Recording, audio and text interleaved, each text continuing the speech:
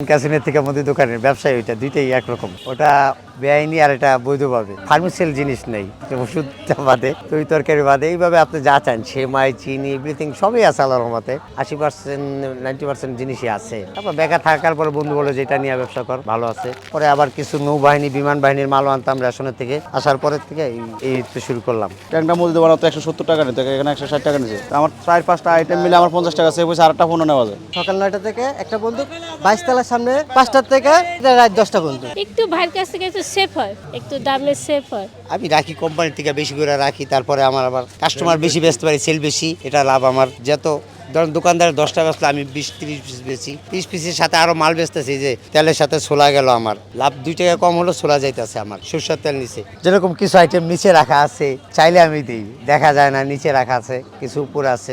সব আইটেম তো ডিসপ্লে করা সম্ভব না, অনেক আইটেম ভিতরে রাখা আছে। যেরকম এটা একটা চকির নিচে অনেকগুলো আইটেমও রাখা আছে। জিরা মশলা আইটেমটা যেরকম দেখা যায় না, ওটা নিচে রাখা, কেউ চাইলে দেওয়া লাগে।